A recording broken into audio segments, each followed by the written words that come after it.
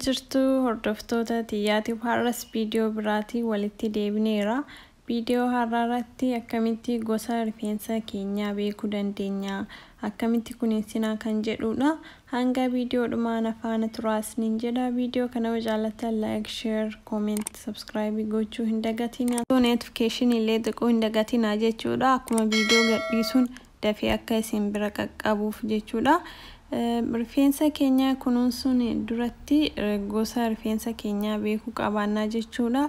Yoo gosa rifeensa keenyaa beekne salphumatti rifeensa keenya kunuunsuu dandeenya. Qabaatiin kun akka isaaf ta'u hubannee rifeensa keenya akkasitti fayya qabeessa gochuu ni dandeenya. Akkasumas guddinni isaa akka bareedee akka nuuf ta'u ta'a jechuudha. Porosity rifeensa keenya iddoo sadiitti qoodama. High porosity, low porosity fi medium yookaan normal porosity kan jedhamu sanidha. Porosity rifeensa keenyaa beekuu yoo barbaanne bishaan qulqulluu kan baay'ee inni kan baay'ee sin qorrine jiddu galeessa jechuudha. Burcuqqoo bishaan tokkotti erga guunneen booda rifeensa keenya rifeensi keenya dura kan niqamee qulqulluu ta'uu qabaata jechuudha. Rifeensa keenya takka filannee kan filaa keessatti haftillee ni ta'a. Akkasumas takkaallee ofirraa baasneetini keessa goonaa jechuudha. Bishaan keessa goonee xiqqoo waliin dhoofne hanga daqiiqaa 4 lafa kennaa jechuudha. Erga lafa kenneen booda akkuma asirratti fakkiirratti argitanitti rifeensi keenya gubbarratti yoo kan hafe yoo ta'e porosity jedhama. Akkasumas jidduutti kan hafumootu medium yookaan normal porosity jedhama jechuudha. Kan jalatti immoo hafu inni high porosity jedhama jechuudha. Akkanatti beekuu ni dandeenya jechuudha gosa rifeensa keenya. Haala biraatiin immootu bootilii spray itti godhan keessatti bishaan erga gooneen booda rifeensa keenya qulqulluu goggogee irratti jechuudha kan filame irratti bishaan xiqqoo ofirratti facaasna jechuudha spray saniini.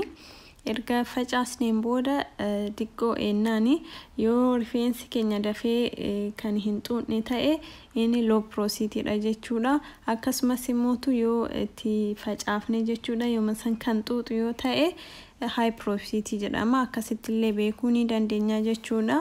Low porosity akkuma beektanitti rifeensi qaawwisaa xixiqqaa ta'edha jechuudha. Qabaatis ta'e wantoota garaagaraa yoo itti dibatan dafee gadi hin fudhatu. Akkasumas kireemota illee yoo itti diban dafee gadi ofitti fudhatu jechuudha. Kun immoo salphumatti xuuxuu hin danda'u jechuudha. Calliseetumaan gubbarratti taahaa jechuudha. Akkasumas yeroo baay'ee fudhata, yeroo miicuunis dafee nuuf hin goggogu jechuudha. Normal porosity immootu rifeensa baay'ee nama dhibuu miti. Wantuma duraan itti fayyadamtanitti kunuunsuma duraaniitti itti fayyadamtanitti kunuunsuu ni dandeettu. Inni baay'ee nama hin rakkisu jechuudha.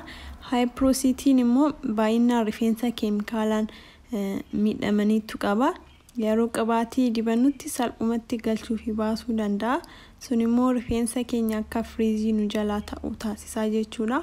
Kanaafuu ibidda kan fayyadamtan yoo ta'e hir'isuu qabdan. Porosity jechuun qaawwisaa kan gugurdaa ta'edha jechuudha. Wantuma hundaayyuu dafeetiniin ofitti fudhata. Qabaatolee illee dibannu yooma sana ofitti fudhata jechuudha. Amma dibannee xiqqoo turre waanuma hin dibanne fakkaata jechuudha yooma san xuuxa. Kanaafuu high porosity treatmentii adda addaa kan pirootinii qaban fayyadamuu qabaanna. Keessattuu kan akka killee baay'ee tokko bareedaadha high porosity jechuudha. Akkasumas shaampoo fi kondiishinarii kokonaatii oilii of keessaa qaban fayyadamuun bareedaadha. Akkasumas qubaatolee fufurdaa ni barbaada jechuudha. Akka zayita zayituunaa, castor oil, akkasumas jeelii aloe vera illee osoo argattanii dibattanii treatmentii bareedaadha. Coconut oil illee isaaf baay'ee tokko bareedaadha. Tokko nama rakkisu jechuudha. Goguufis yeroo dhiqannees yeroo san gogaa jechuudha. High porosity kan biraa immoo low porosity immootu goguufis yeroo fudhata jechuudha. Dafee hin goggogu. Rifeensi keenya low porosity yoo ta'e jechuudha. Qabaatii yeroo dibannutti mara steamii gochuu qabaanna jechuudha. Maaliif qaawwisaa xixiqqaa waan ta'eef ofitti gadi fudhatu gubbamarra taa'a.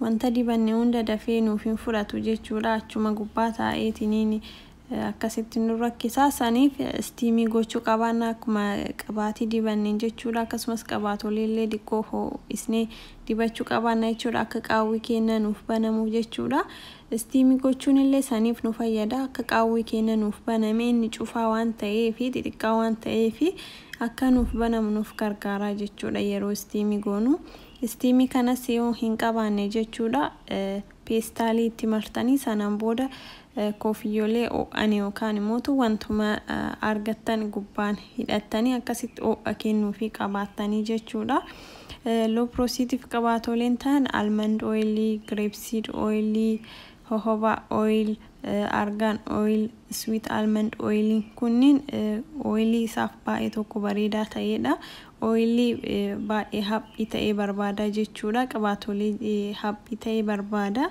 kanaafuu qabaatolee kanneen fayyadamuu qabdanii jechuudha low processed yoo ta'e rifeensi keessanii kan biraa immoo rifeensi processed kennaa jijjiiramuu danda'a kan low processed ta'e high processed ta'uu danda'a kan high ta'e low ta'uu danda'a sababoota garagaraan ta'uu danda'a jechuudha kaaksii kan yoo itti baay'isnu ta'e akkasumas rifeensa keenya ibidda kan itti baay'isnu ta'e akkasumas rifeensa keenya gaafa yeroo maraa yoo akkuma dhiqannee geessine filaa nuuf goggossuun yoo kan filannu ta'e jechuudha